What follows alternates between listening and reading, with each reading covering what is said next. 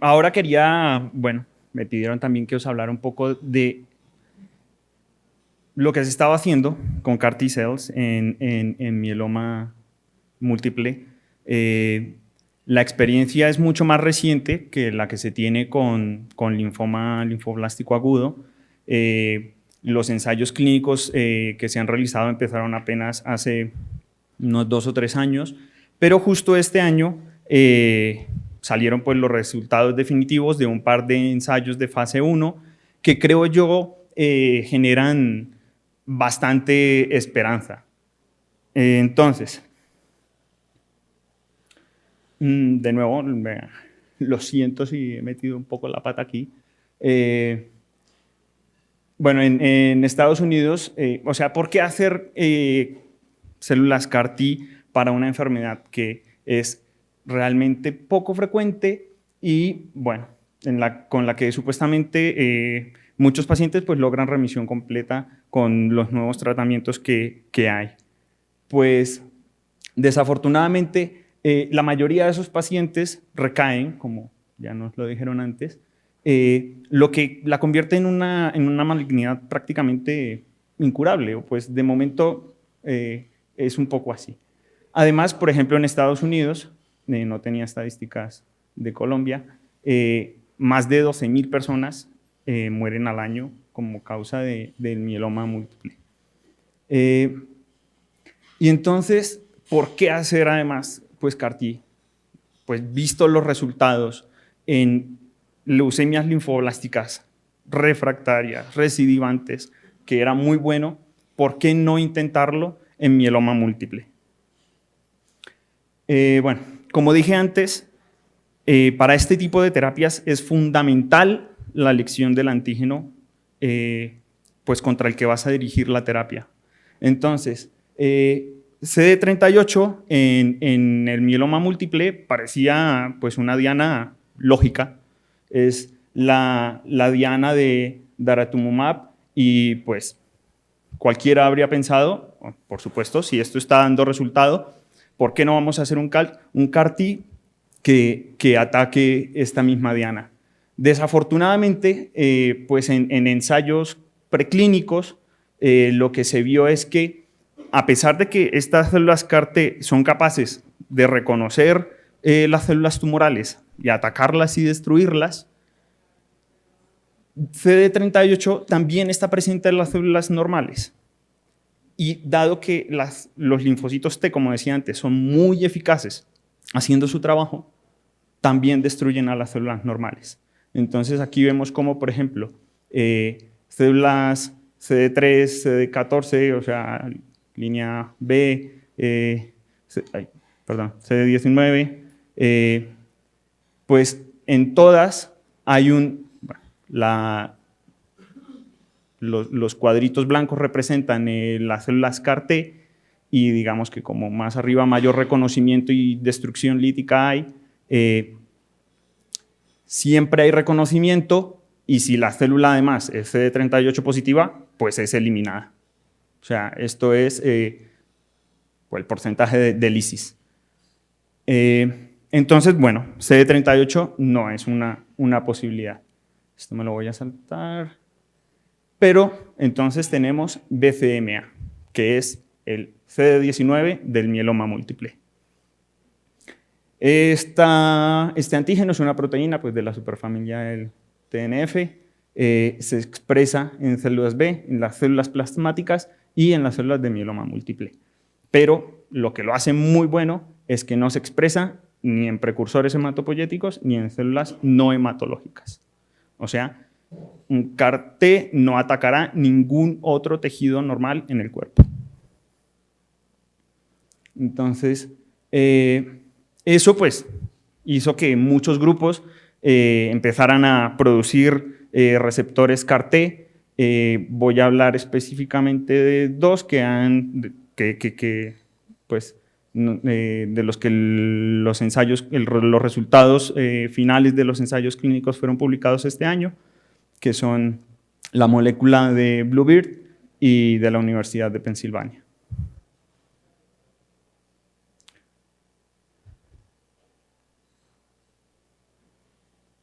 Bueno, entonces, este ensayo además me sirve para hablar de otra cosa importante dentro de la terapia de CAR-T. Bueno, en este ensayo era un fase 1 con 3 brazos, uno en el que se utilizan solo las células CAR-T, esta dosis, 1 a 5 por 10 a la 8 células CAR-T positivas, o los otros 2 brazos en los que se hacía un preacondicionamiento linfodepresor con ciclofosfamida antes del tratamiento con las células CAR-T. En el grupo 2, la dosis de células CAR-T era 10 veces menos que en este, solo 10 a la 7, y en el grupo 3, de nuevo, teníamos la misma dosis de células CAR-T.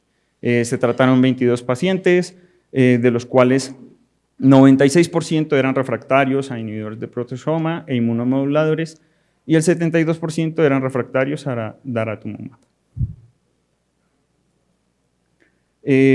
Bueno, esto es un poco para hablar de cómo era el esquema del tratamiento con las CAR-T. Es un protocolo bastante poco ortodoxo.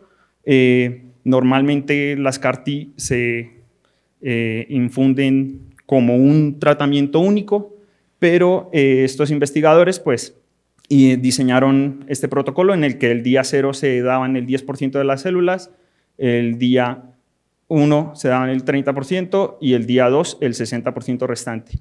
Esto genera problemas en el sentido de que a muchos de los pacientes no se les alcanzó a dar la dosis completa. Pero bueno, entonces lo realmente interesante aquí es ver que en este grupo de pacientes, de nuevo, pues con mieloma múltiple, recidivante y refractario al tratamiento convencional, tenemos varios pacientes que responden a la terapia con CAR-T. Este es el grupo en el que no se hizo el preacondicionamiento con ciclofosfamida. En este grupo respondieron, pues hubo respuesta objetiva en 4 de 9 pacientes, que representa un 44%, y en el grupo en el que sí se hizo el preacondicionamiento con ciclofosfamida, la respuesta fue bastante mejor. Esto es importante porque, digamos que para el funcionamiento de las células CAR-T es importante, se hace este preacondicionamiento, para eliminar células que son Tregs, por ejemplo, que son inhibidoras, y además para eliminar células que pueden competir con las células CAR-T, y de esa manera se favorece, digamos que su engraftment, que se injerten correctamente y puedan proliferar en el paciente. El siguiente ensayo clínico, también fue publicado el resultado este año en el New England Journal of Medicine, es la molécula de Bluebird y Celgene. También es un ensayo de fase 1, un solo brazo, multicéntrico, y lo dividieron en 2 fases. Una primera fase de escalado de dosis con 21 pacientes y una fase de expansión con 12 pacientes. Estas son las dosis de las células. En este estudio, por el contrario del anterior, a todos los pacientes se les hizo preacondicionamiento, o sea, la quimioterapia linfodepresora.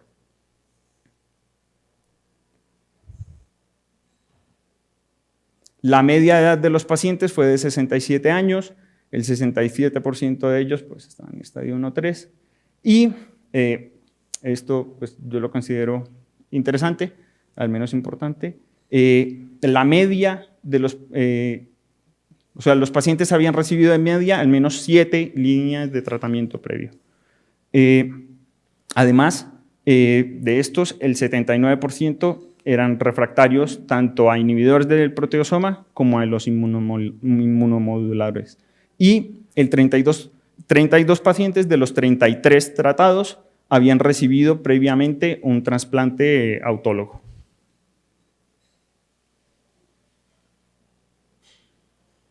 Entonces, lo que se vio fue que a la dosis más baja, pues no se obtuvieron respuestas, pero en cuanto se subió a la siguiente escalado, que eran 150 millones de células por kilo, empezamos a ver respuestas completas. En este caso fueron, bueno, 5 de 8 pacientes. Y conforme se fue incrementando la dosis, la respuesta se vio en prácticamente todos los pacientes.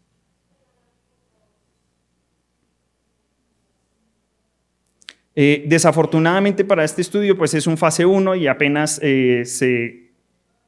digamos que se inició, o sea, hace muy poco, y entonces no hay pues, digamos, datos como para generar curvas de supervivencia. Sin embargo, creo yo que estos datos de respuesta y de respuestas, sobre todo completas, en pacientes recidivantes y refractarios, pues dan una luz y esperanza para lograr realmente curaciones en este tipo de pacientes. Ahora quería, bueno, hablar de otra parte del tratamiento con células CAR-T, aprovechando este ensayo, y es el de los efectos adversos que tiene la terapia. O sea, no todo es tan bueno en la terapia. Entonces, los principales efectos adversos son, uno, los hematológicos, que no están relacionados directamente con la terapia, sino más bien con la quimioterapia linfodepresora de condicionamiento. En este caso, en este estudio, por ejemplo, el 85% de los pacientes tuvieron neutropenia, el 58% leucopenia y el 45% anemia o trombocitopenia.